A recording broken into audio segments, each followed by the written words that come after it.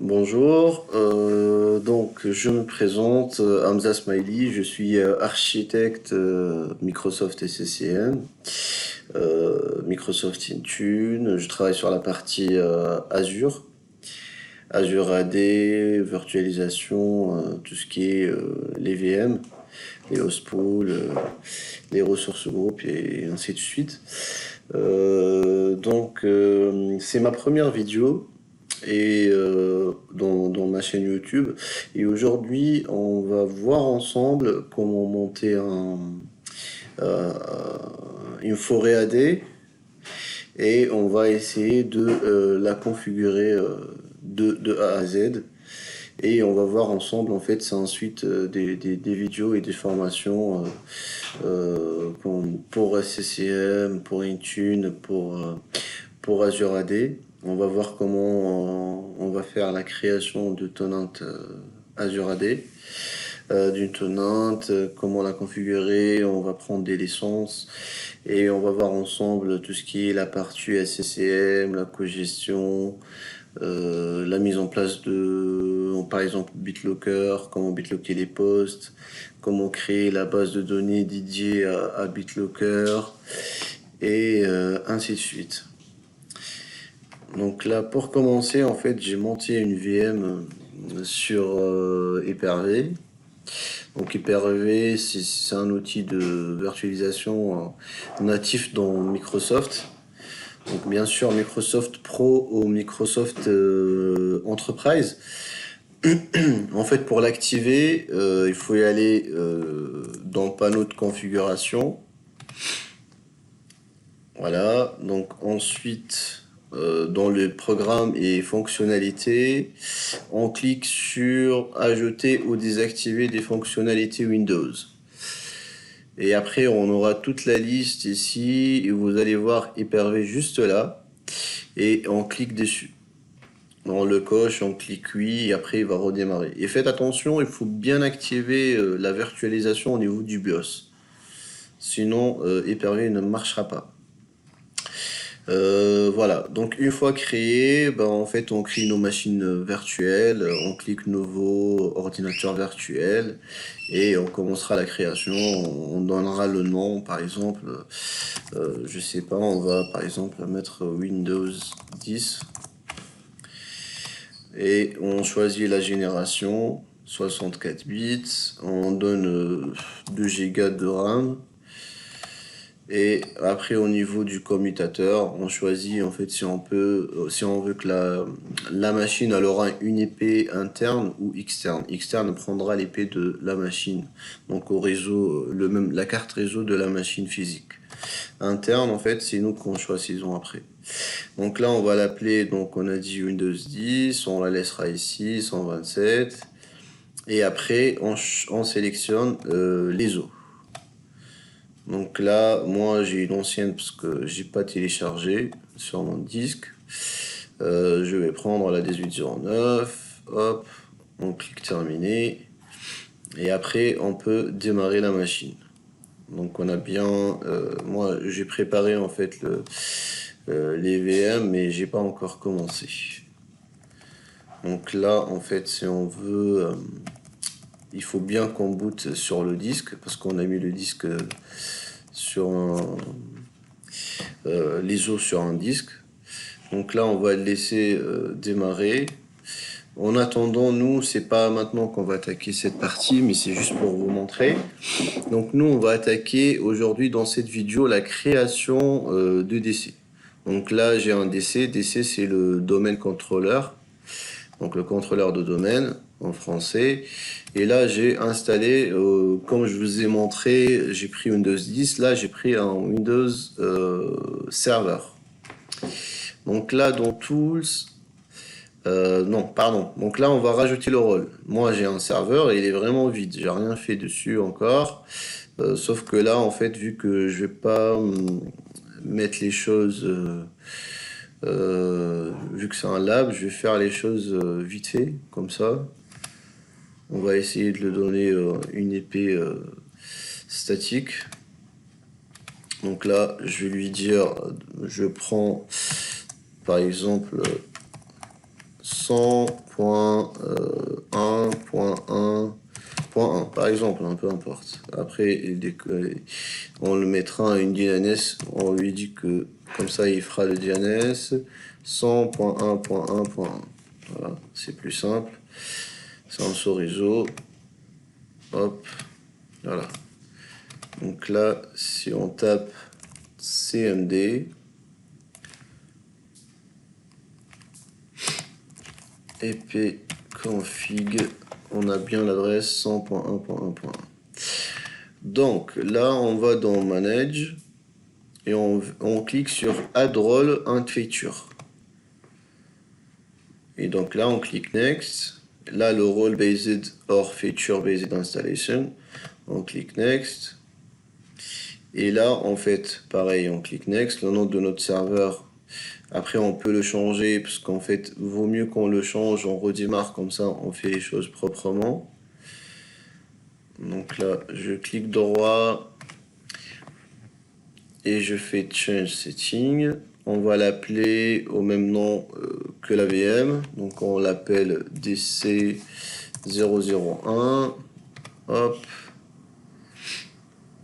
Après il changera le domaine. Donc il me dit oui. Close. Restart. C'est rapide.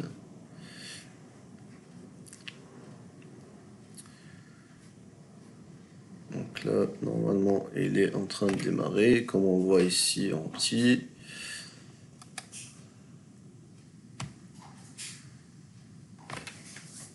Après, pour toute question, n'hésitez pas à me contacter. Je vais vous laisser en fait en descriptif mon adresse mail, LinkedIn et mon site web. Et vous pouvez me contacter. Donc là, c'est bon. Donc là, je mets le mot de passe.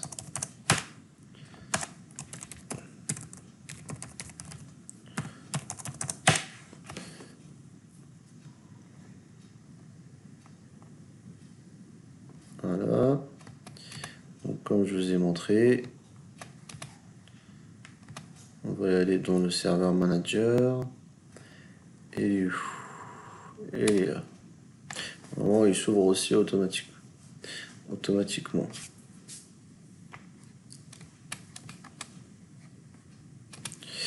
Donc là, comme on a dit, manage, on add role and feature, on attend juste un petit peu qu'il est fini, il a bien terminé. Ok, attends, il charge encore. J'avoue que c'est un petit peu lent quand même.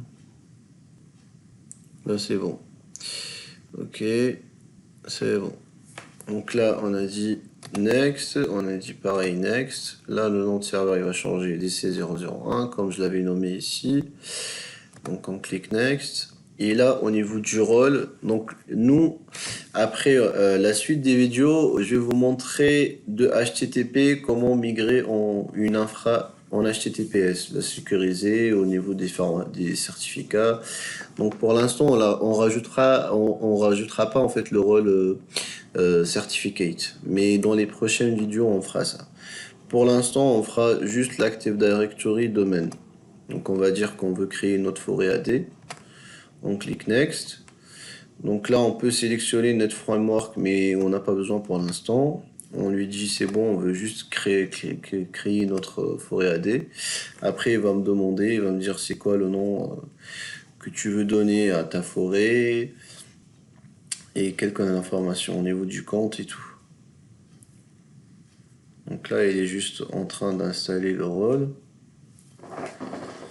En attendant, on laissera installer le rôle. Je vais vous montrer le site. Donc c'est bien hamza-smiley.com.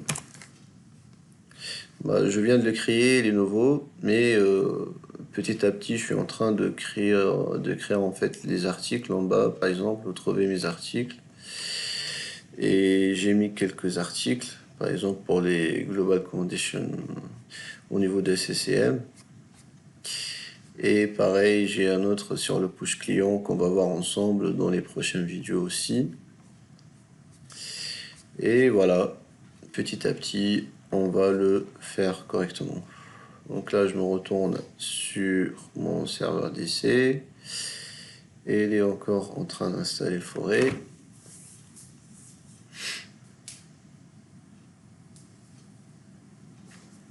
Juste, je vais mettre pause le temps qu'il s'installe, comme ça ferait pas très lent.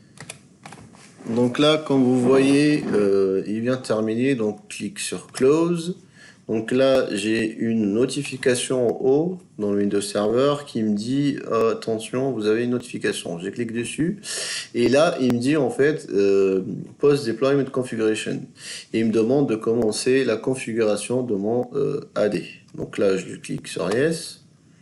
Je veux bien configurer. Et là, il me dit ce serveur-là, en fait, tu veux rajouter au domaine contrôleur pour un existant domaine. Donc, en fait, c'est juste un DC que tu vas installer. Ou tu veux add a new domain to existing forêt. Ou c'est un nouveau domaine dans une forêt qui existe. Ou tu veux créer vraiment ta nouvelle forêt. Donc il y a trois types. Soit là actuellement on n'a pas de domaine du tout, donc on commence vraiment de zéro. Soit en fait on crée un contrôleur de domaine, par exemple j'ai un site à Paris et un site à Lyon, par exemple. Donc j'ai un DC contrôleur de domaine de Paris, sous le forêt de Paris. Et en fait je peux créer un contrôleur de domaine à Lyon et en fait il y aura une réplication entre les deux DC. Donc le DC de Lyon et le DC de Paris, chacun il a son serveur, mais par contre il y aura toujours de réplication qui se fait pour la mer. Donc le forêt c'est la mer. Donc là je lui dis non, je veux rajouter une nouvelle forêt et là on l'appellera comme le site hamza .smiley.com. Donc là je lui dis next. Il va checker, il va me dire si c'est bon ou pas. Donc là, il me dit ouais, c'est bon. Alors, il faut que tu choisisses un mot de passe pour... ça, c'est le mot de passe admin pour la forêt. Donc, je mets mon mot de passe. Voilà, je mets next. Donc, il me demande de créer un DNS délégation. Pour l'instant, je ne crée pas. Donc, je laisse passer.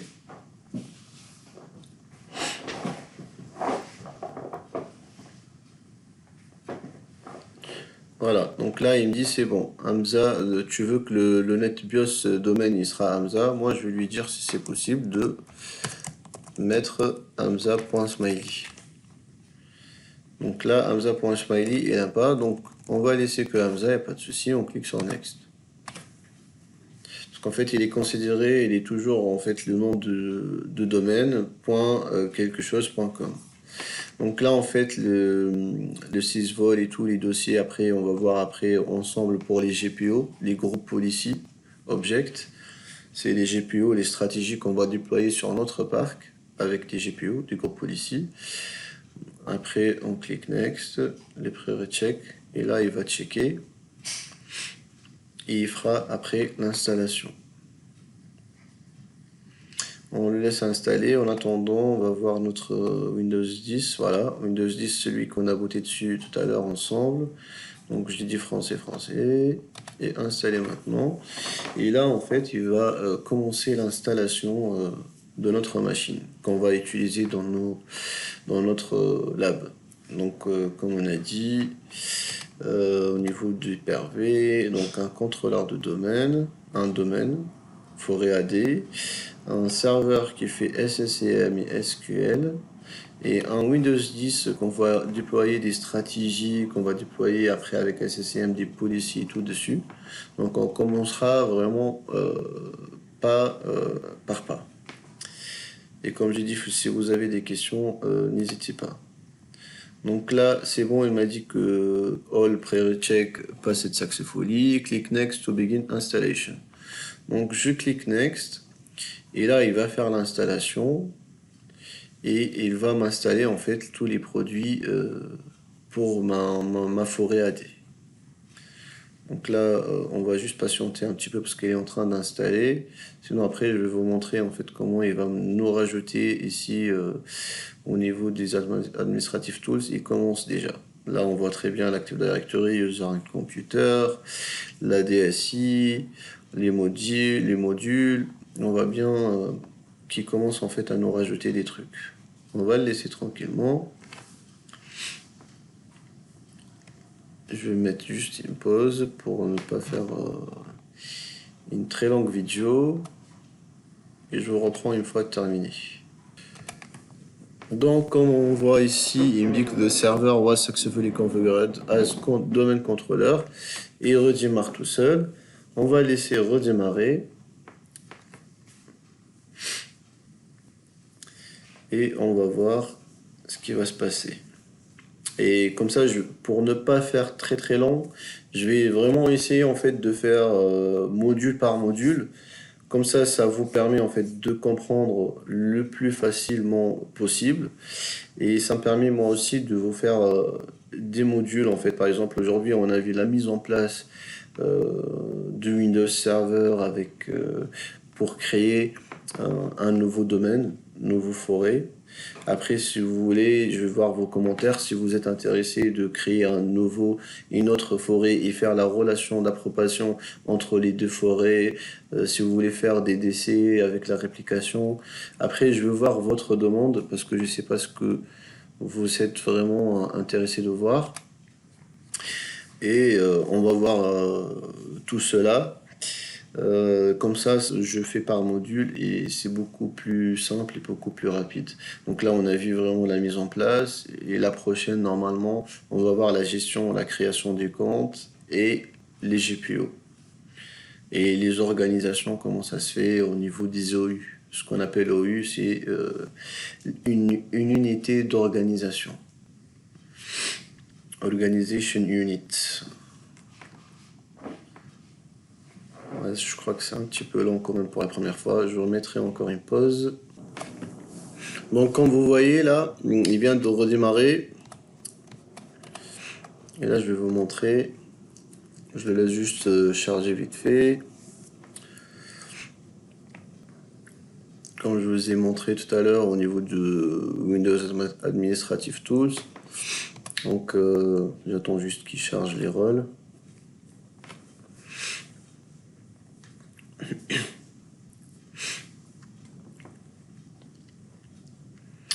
Ici, il va nous mettre les rôles qu'on a rajoutés. Une fois qu'on rajoute 2ES, peu importe, WDS par exemple, qu'on va voir ensemble après pour le masterisation, les tasks, la création des tasks de séquence, le PXE. Donc on va voir ici. Donc là, on a le DNS. Ici, on a le ADDS. C'est l'Active Directory. Donc là, on oublie Manage, on ne va pas rajouter des rôles, mais on va dans Tools. Dans Tools, ici, on va nous rajouter tous les rôles qu'on a. Nous, ce qu'on va utiliser le plus, donc dans la prochaine vidéo, bien sûr, c'est l'Active Directory, User et Ordinateur. Donc nos ordinateurs qui sont dans le domaine et nos utilisateurs, ils vont être ici. Actuellement, j'ai que le compte administrateur et les comptes natifs de Microsoft par défaut. Ça, c'est mon compte. On va voir ensemble comment créer des OU. Donc, New Unit. On voit ça dans la prochaine vidéo, c'est mieux. Et on va utiliser aussi les GPO. Donc, comme je vous ai dit, si vous avez des questions, n'hésitez pas. Et mettez-moi en commentaire. Comme ça, je sais très bien de quoi on va parler dans la prochaine vidéo. Je vous remercie et je vous dis à la prochaine. N'hésitez pas à partager la vidéo pour que les gens apprennent. Vu que c'est gratuit, c'est très bien.